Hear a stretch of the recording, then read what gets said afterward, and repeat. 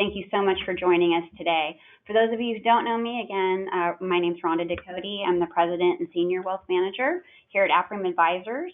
For the new folks who don't know what we do, we're a registered investment advisory firm who serve individuals and families by helping them navigate their personal finances with financial planning and investment management.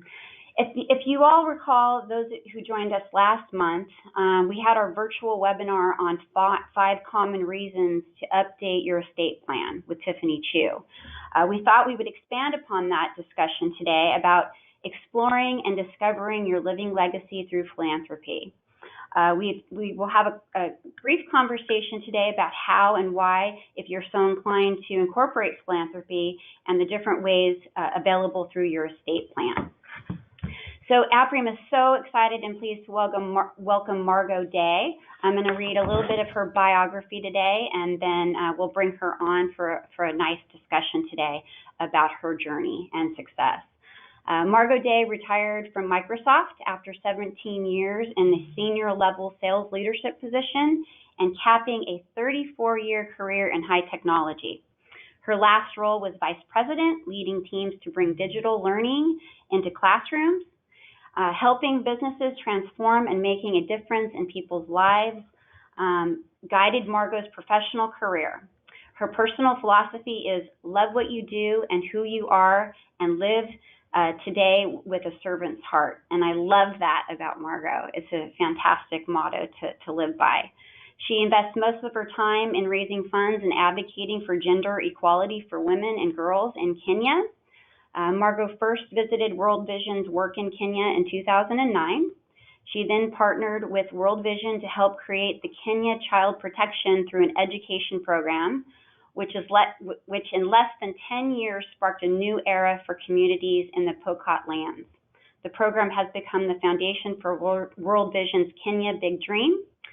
On a personal note, Margo is a lover of the outdoors. She enjoys backpacking, boating, cycling, scuba diving, skiing, golf, and adventure travel, of course, along with theater and my favorite, a great glass of wine. So we're so pleased that you're here with us today. Thank you for taking the time. We've become great friends over the years, and I am so excited for you to share your success and your story and your journey with the people on the webinar today. So Margo, why don't you tell us a little bit about your success and your journey as we explore this world of philanthropy?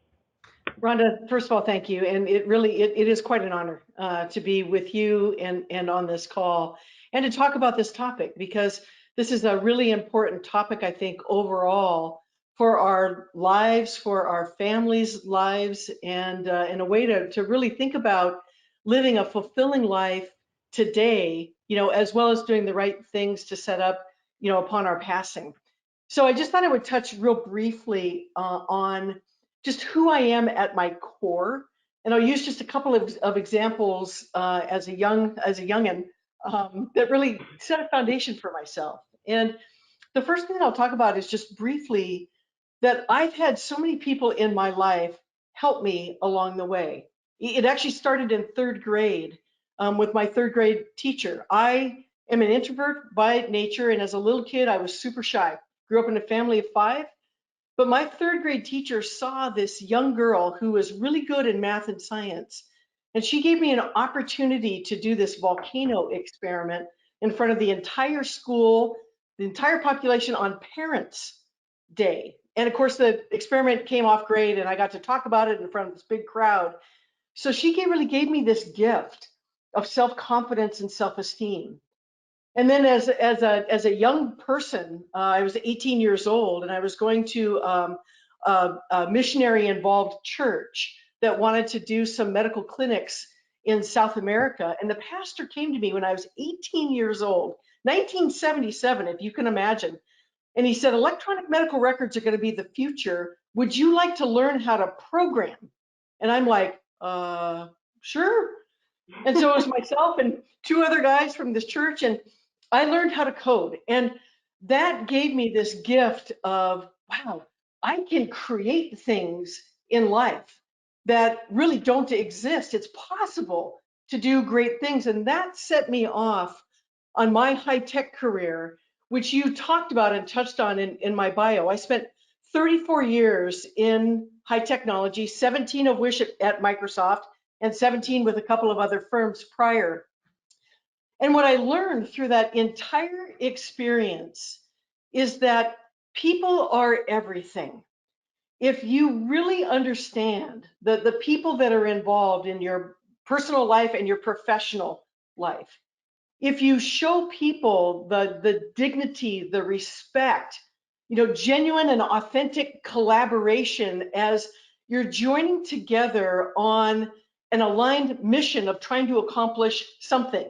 In technology, we are always trying to solve, business challenges and things like that on a pretty grand scale. But if you do those things, and in partnership, you unleash people's energy and passion, and really miracles happen. And so this concept of authenticity and trust is everything. And so these things really have become foundational to my life as when I turned then 50. And at 50 years old, for my previous time as an adult, I did my classic tithing, to my church. I did a lot of mentoring of especially women who are earlier in their careers to really help women understand how to be successful in a fairly male-dominated industry at the time, and just to really be able to balance, personal and professional life and all the issues that go with those kinds of things and the like.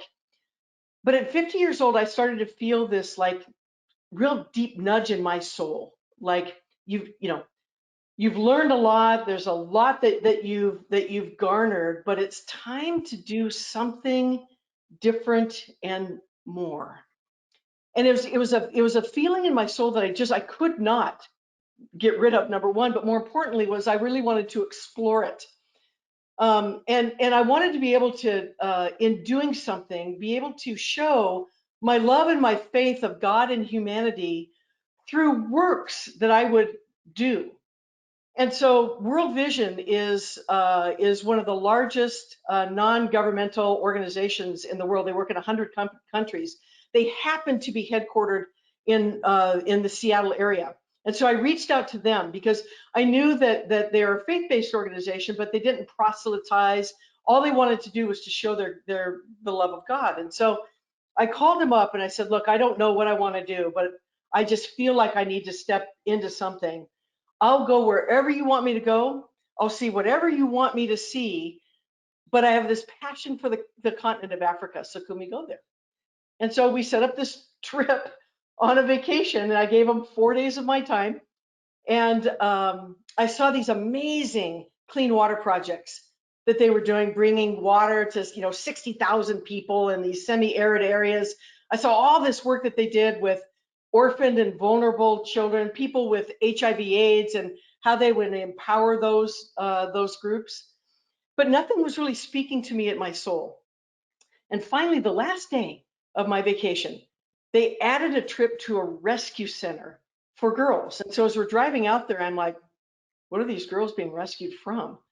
And that's where I learned about girls in certain tribal cultures in Kenya that not only are subjected to child marriage at 12 or 13 years old, but they have to undergo this brutal rite of passage, and they undergo female genital mutilation. And I could not believe that these kinds of things were happening in the 21st century.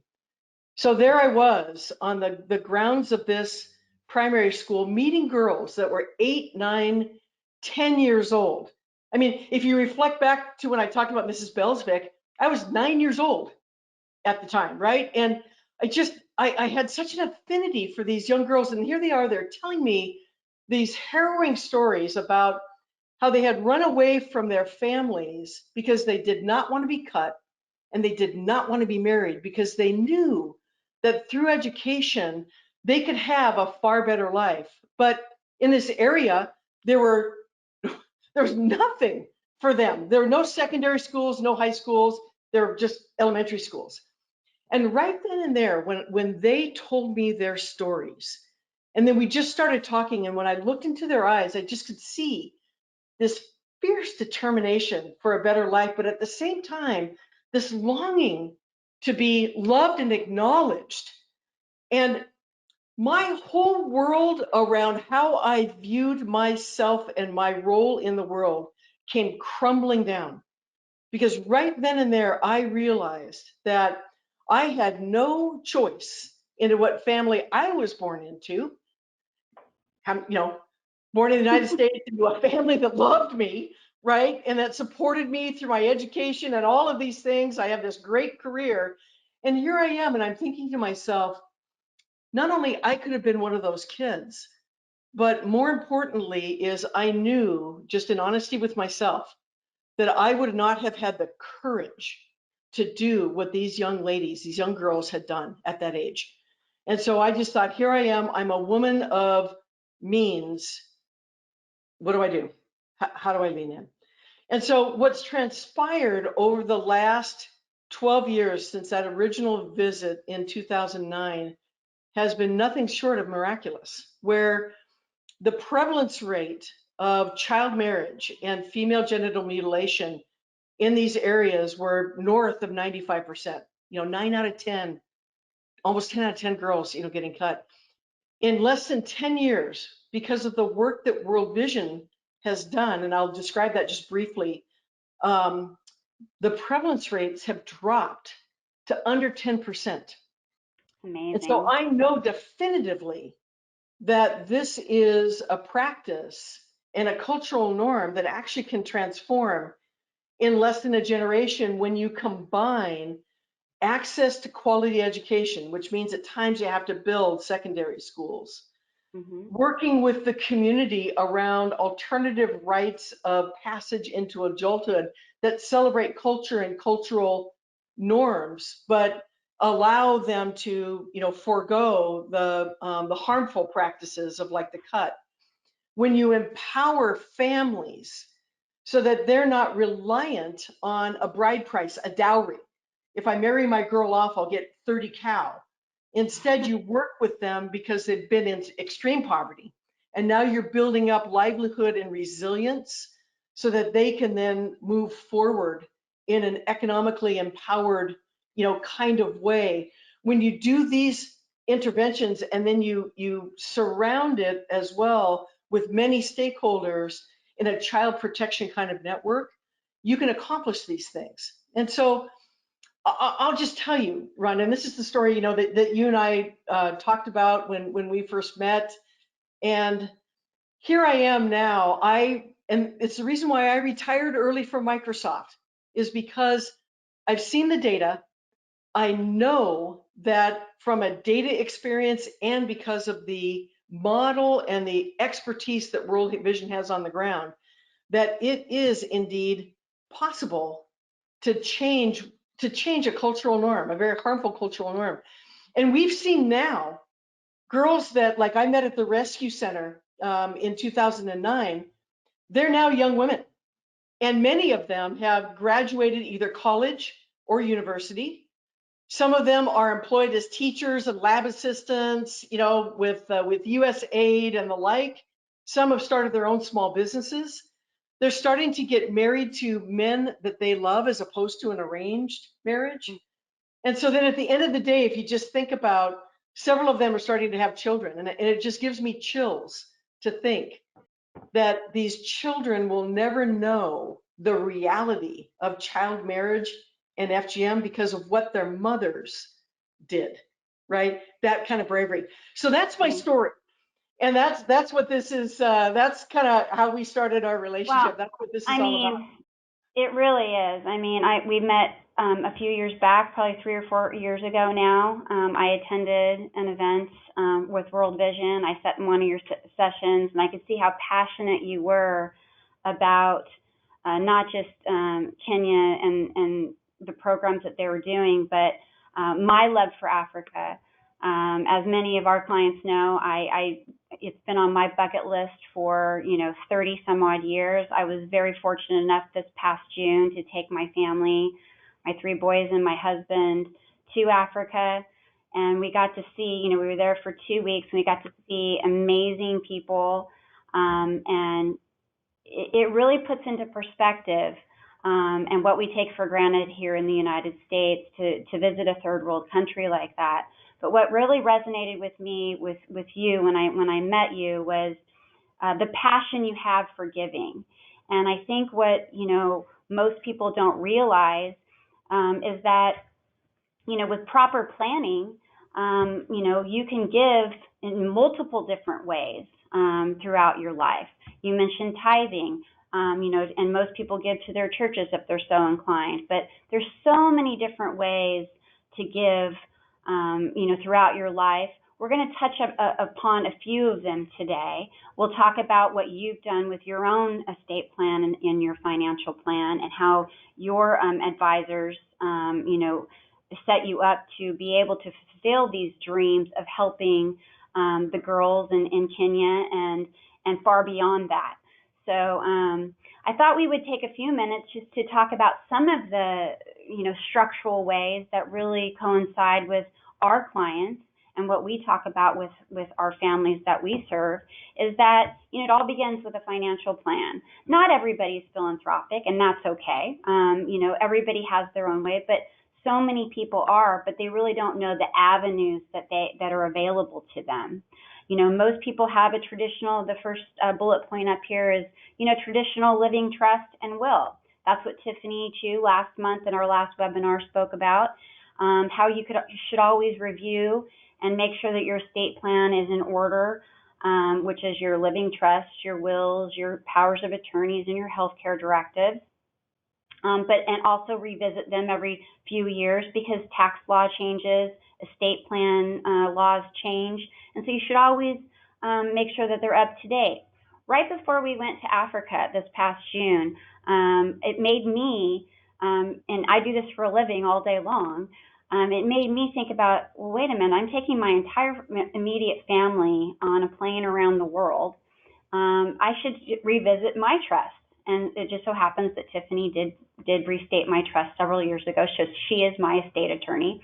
But I kind of looked at the catastrophic clause of that and said, what if, something awful were to happen and we all didn't make it back from Africa? And so, to me, it made me kind of sink in and go, okay, if we're all gone, what should we, and that's kind of morbid, but I mean, it is reality, and we have to talk about these things, and that we all, we don't know when our ticket's up, if you will, and we should have our plans in place. So my husband and I met with Tiffany, and we did a big update to our living trust to make sure that, the charities that we're involved with, not just through Apprium and Apprium Cares, and a lot of our clients know about Apprium Cares. We love to give back, and that's how I met you.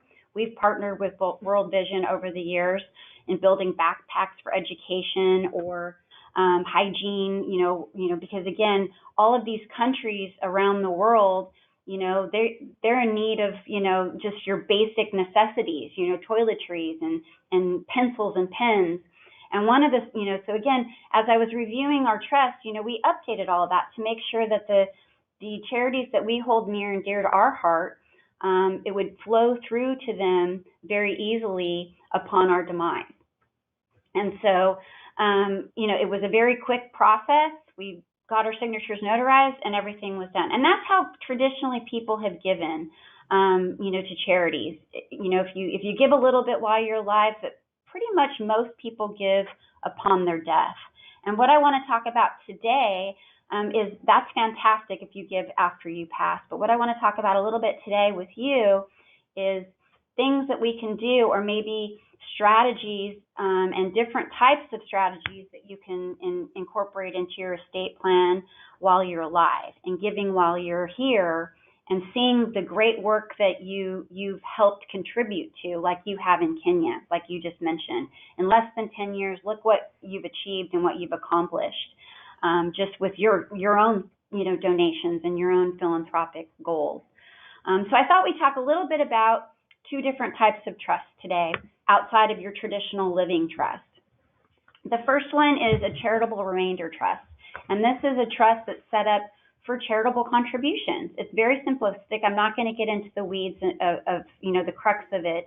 What I would say is, as we go through these different types of strategies of giving and how you can incorporate philanthropy into your trust or your plan, is to talk with your estate attorney, talk with your advisor, talk with your CPA. This is not a one-size-fits-all. Everyone can have a different way of giving and what works best for them. So this first charitable remainder trust, it's a great alternative to people who, one, want to make a charitable contribution. A trust is created. You make a charitable contribution. It's typically with appreciated securities. You can relate to this, Margo, because obviously working for Microsoft, you deal with a lot of appreciated Microsoft stock, and that's how you give. So it would be an asset like that. You get a partial tax deduction, but what's really nice about this type of trust is if you still want to receive, if the individual or the beneficiaries of the trust want to make get some income off of the trust while they're alive, it is set up for a specific term, like 10 years, 20 years, or at death. And then the remainder amount after that term is up would flow through to the charities of choice within that trust. Again, that's a broad overview. We can get into more detail of it as people want to talk more about these different types of strategies. But I thought I would mention that one right off the bat. The second trust I want to mention is a charitable lead trust that a lot of people don't know about. Think of this as the exact opposite or reverse of a charitable remainder trust. This now you have, again, a trust that is set up for a term, for a specific term. The donor contributes cash or other assets into the charitable lead trust, and then the trust makes payments to the charity or on a fixed schedule for the term of the trust. Again, a specific term, 10 years, 20 years, etc. And then after the term is up, the balance of the trust passed back to the donor or other designated beneficiaries. So again, it just depends on what works best for what you're trying to achieve or what clients are trying to achieve. So I mentioned those two pretty, briefly, broad. There's lots more details to it, a lot of tax benefits, whether it's a deduction now or later. It also helps with, obviously estate planning and the estate tax laws. A lot of people are really paying close attention to the Biden administration and what types of tax changes they're looking to do right now, which nothing's been passed, but they're, right now, each person, upon passing gets an $11.6 million exclusion. So if you're married, you're looking at over $23 million in an estate that can be literally free from estate taxes.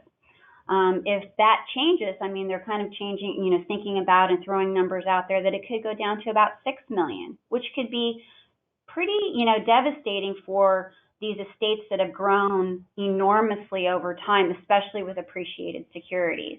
And so the next bullet point is family foundations and why I mentioned that. This is another strategy that you can, again, this is more of a, the most popular one out there, probably the most famous is the Bill and Melinda Gates Family Foundation.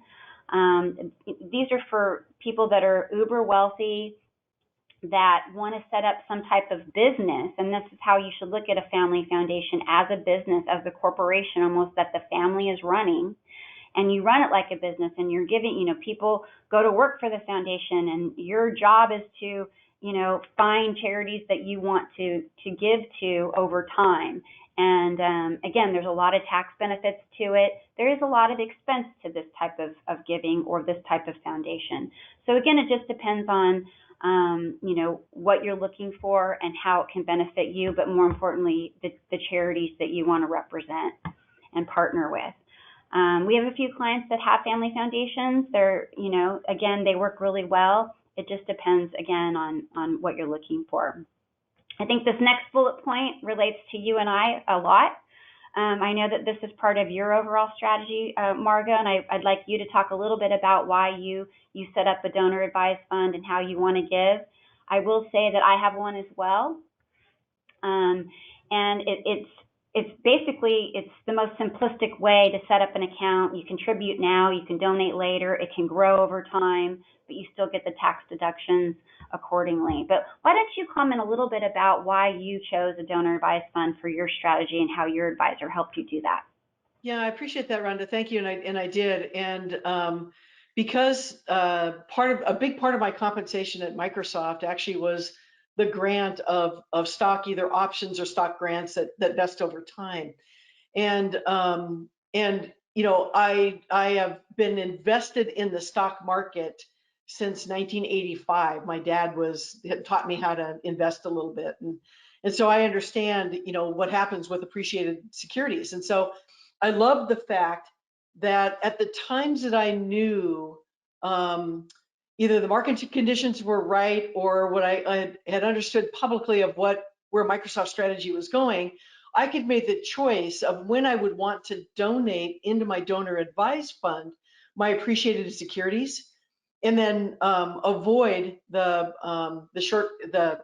capital gains tax on all of that. But it allows me to then designate at the time of my own choosing which charities I want to give to and how much. And I can do multiple charities through this one vehicle called the Donor Advised Fund. And then the other reason why I went down this path versus the foundation path was exactly what you described, because of the expenses. I wanted to keep expenses low so that I could give as much of my appreciated stock and donate that to the giving. And my financial advisor has been instrumental with me over the years on really the right times to do all these kinds of things. So the partnership that we have is terrific. Yeah, and that's a really good, segue into the next piece too, is because again, I don't know how many people can keep up with the tax changes and tax codes, and it changes year to year, and that's why you can't just stay stagnant and sit on the sidelines and think that what you put in place 5 years ago is relevant today. It's ever changing. Tax laws have changed dramatically over the last couple of years, especially with the pandemic and COVID, and the CARES Act, the Secure Act. I know that we do our very best to get out information to our clientele. The changes that are happening, that have happened, but that continue to happen. So again, this is something that just a year ago, you could give to a donor advised fund and you get 100%, tax deduction, depending on if you gave cash or if you gave appreciated securities. And that's not the case anymore. It's based on your adjusted gross income, and if you give cash, you get 100% of your adjusted gross income in tax year 2021, but on appreciated securities, you don't. So, again, it's what's best in that given year based on what you want to do. But the donor advised fund arena has just exploded in the last couple of years because of what you just said. You get to make the donation, you get to get the tax benefit immediately that is best for you, but then you can give to vast majorities of charities of your choosing, as long as it's a 501(c)(3) charity, public charity. And so I think that's why I did it. But it's also the reason why I chose the donor advised fund. Again, expenses, low cost, but it was also a way to incorporate my family in letting them know how to give and have them do the research on, especially my three boys, on how to do the research on the charities that they have a passion for, like you have a passion for World Vision in Kenya and the girls in Africa.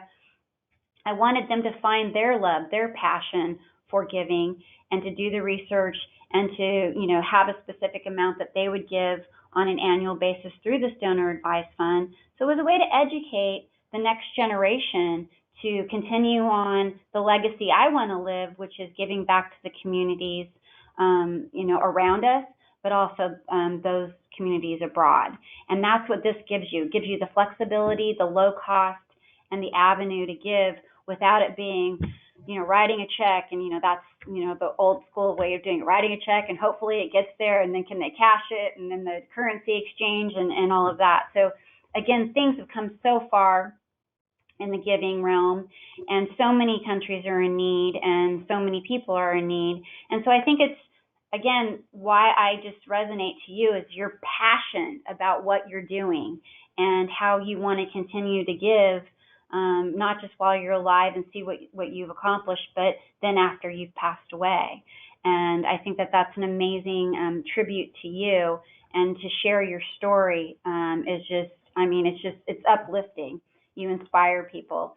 And so I think that's fantastic. So that's kind of like how you can give these various ways and avenues and resources. But really, kind of the next segment I want to know is, why? Why do you, want to, do what you do? Why is it so important to you? What makes you get up in the morning and continue to want to do Yes.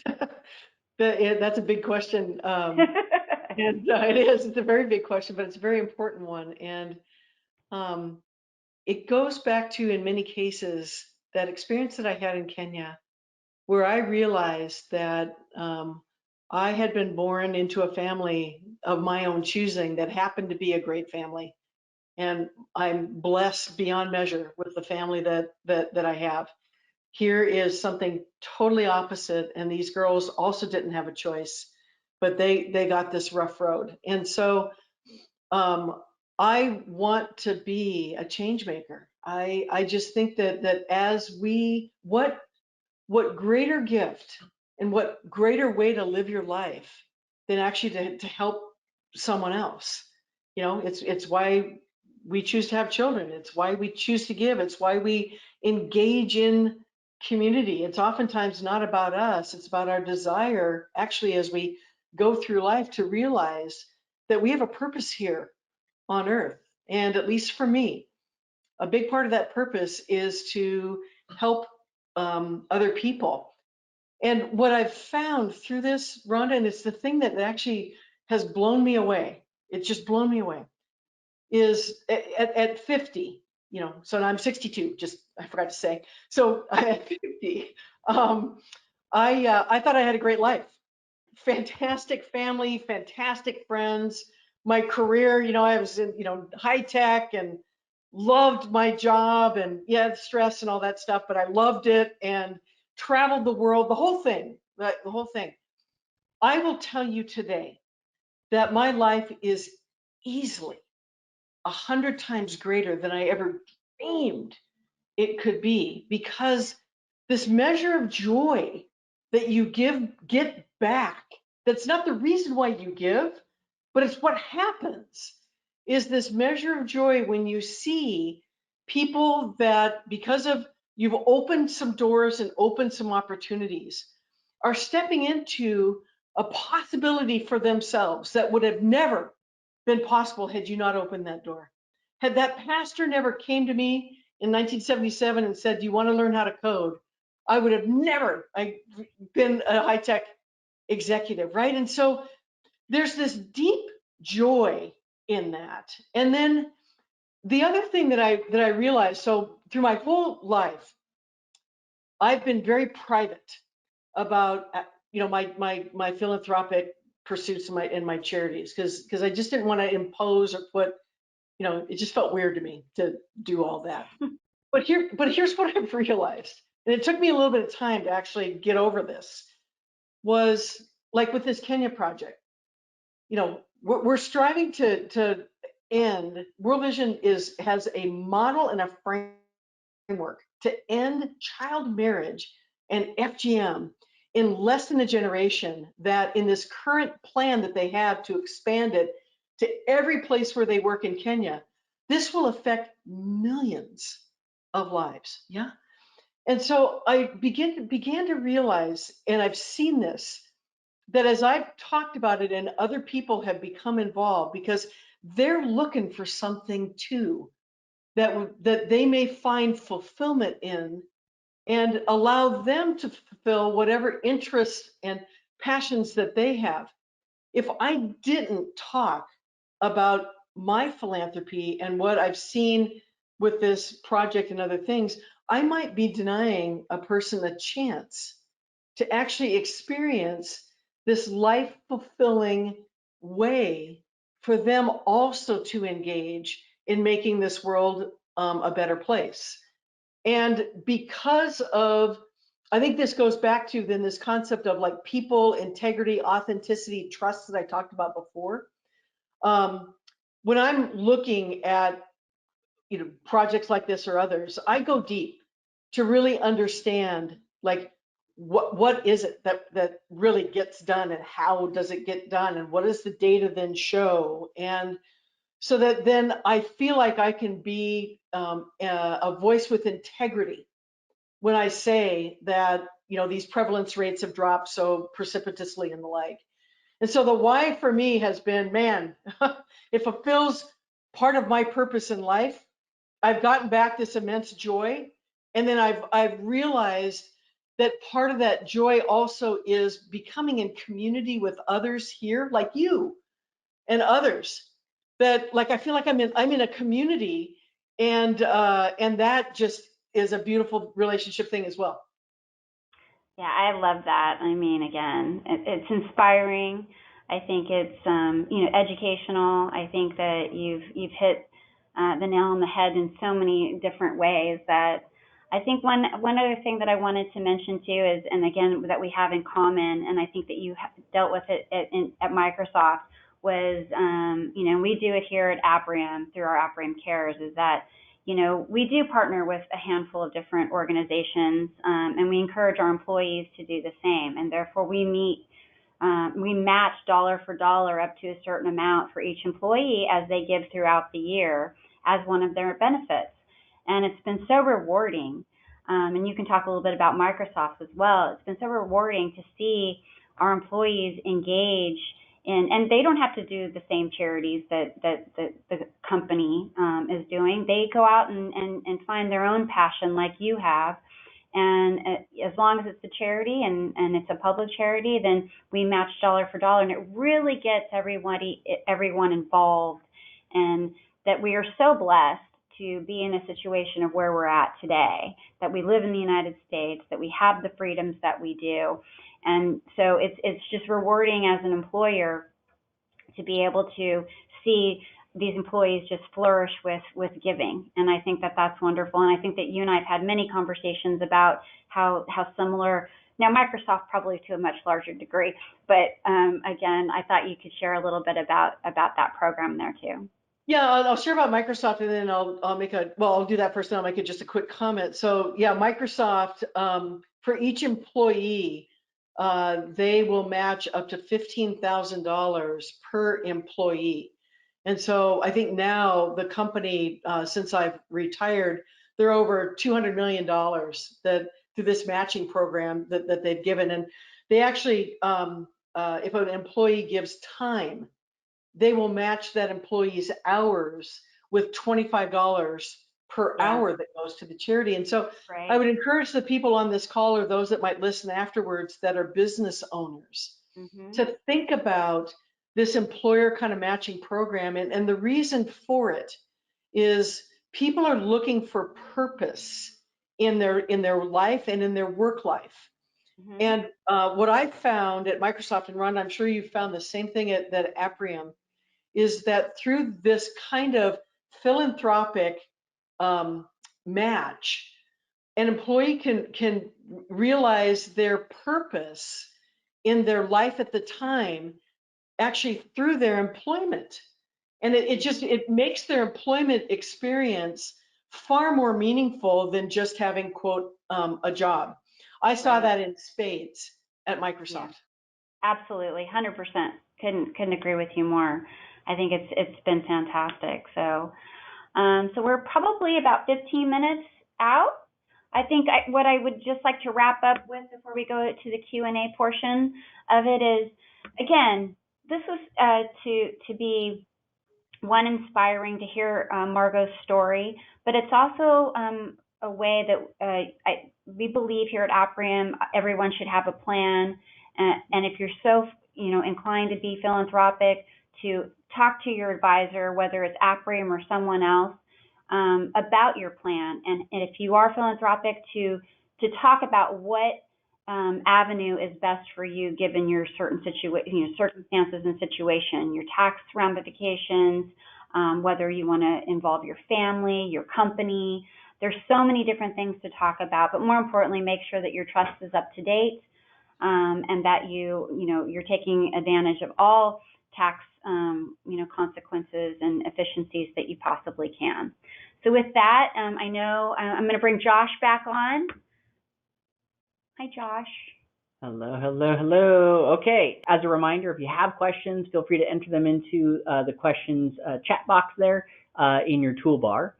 And then also, side note, if you're interested in connecting with World Vision to discuss and talk to them about the work that they do, we have Deb Thomas's information is on the screen here. Please feel free to take it down, or you can connect with us afterwards. We're happy to share it with you and get our event scheduled today. So special thanks to her and World Vision as well.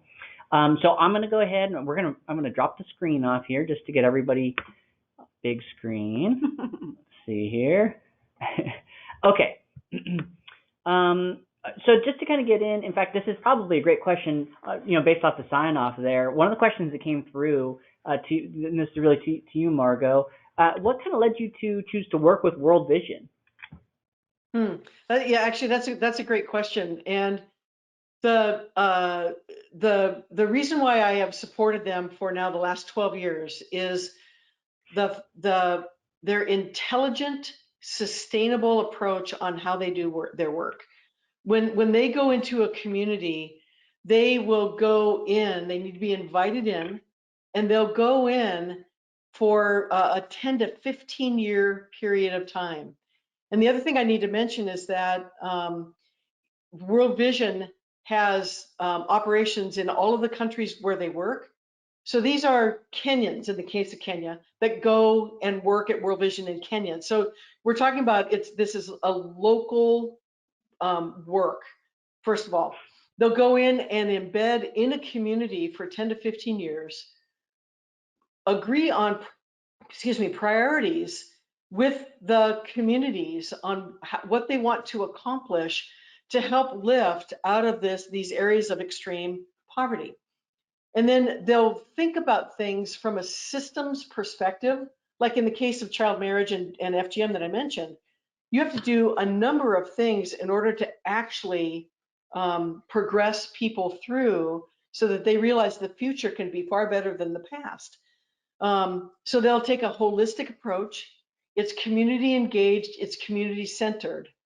And then they capture data on the outcome of their work and use the experience that they have and the data that they have in order to continue to be a learning organization, to modify so that the overall outcomes are really quite excellent. And so I like it from that approach of sustainability, systems thinking, data-based, and community involved and engaged. Wow. Rhonda, do you have anything you'd like to say about working with World Vision? I know you. Yeah, we were just, as a company, we were just, we've been working now, partnering with World Vision now for about 5 or 6 years, if not longer, where they've come in and we've engaged the entire staff, where they've come in, and it's just like clockwork. They ship all the, again, what we really wanted to do was not just give money and funds, but give our time and build these kits that were going to various places around the world. So they would ship all the materials here. Again, that was our donation, is to buy all these supplies. We set up our offices as basically a factory, and with stations. And Deb Thomas, as Josh mentioned earlier, she came and helped. She's our representative from World Vision, and everybody was involved. We had fun. It was, and we did a good thing, and we built, I think 500, toiletry kits and backpacks for kids, as I mentioned earlier. But it's something that we want to continue to do every single year because of the organization, because of, how great they've been. And it's not hard to work with. World Vision is not hard to work with at all. They take care of everything. And like you said, from a technology standpoint, everything is right on. So I applaud you for that. Oh, he even has pictures. I thought it would be fun, just based on what you were saying and sharing. This was our build out a couple of years ago. This was pre-COVID. This was about 3 years ago. Wow, you even have our team right now, Joshua. It was a lot. It was a lot of fun. You said it, and I remembered having all the photos and everything. So. And, oh, that's Deb there in the middle in the orange. Thanks, Deb. I know you're listening. We like to be pretty involved, and like I said, we work with and partner with various charities throughout the year. But World Vision has been a staple for several years now, so it's been a lot of fun. So, thank you. Thanks for sharing that, Josh. That was a treat. Blast from the past.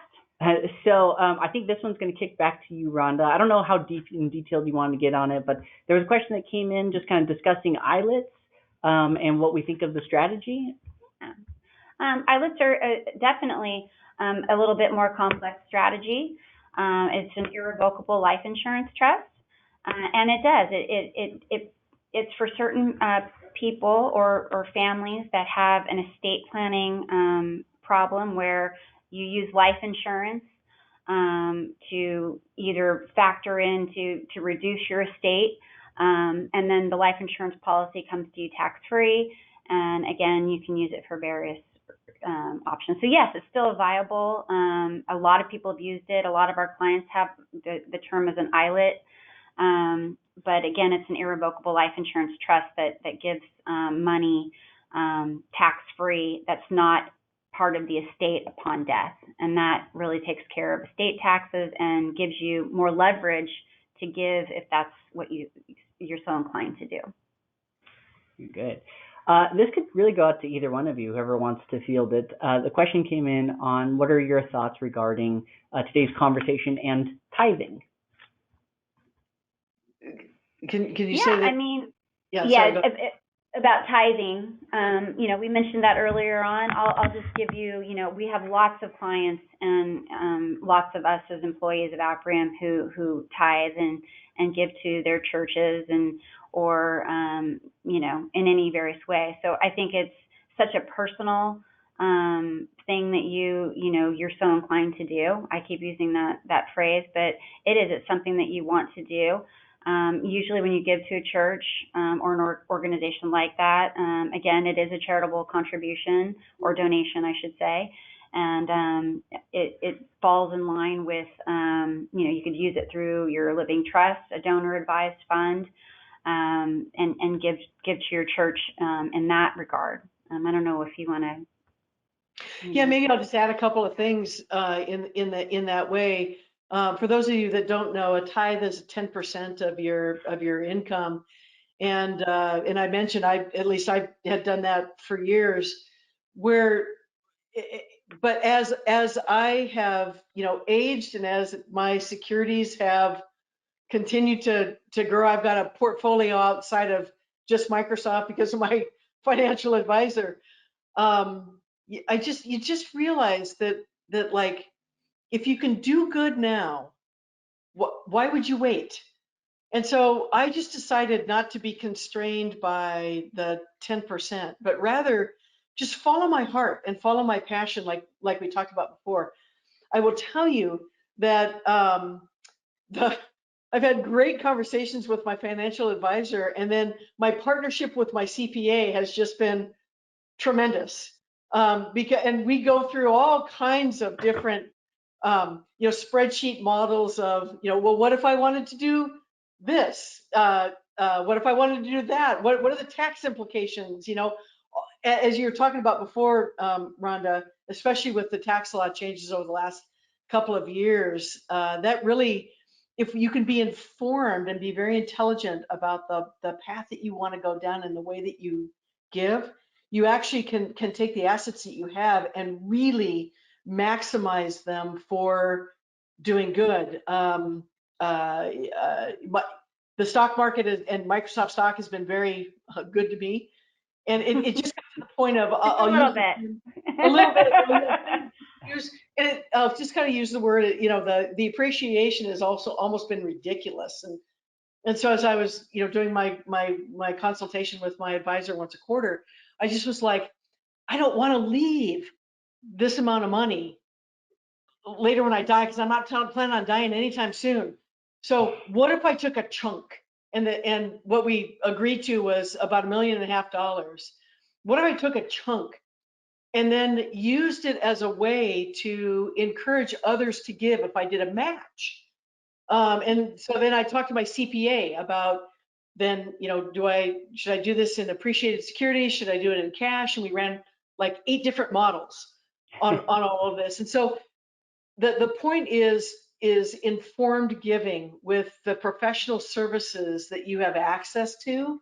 You can really maximize what you want to do in this life in ways that are just super important to you. Yeah. And so I just decided the tithe is great, but I look at it as I feel like in my soul I want to do more than that.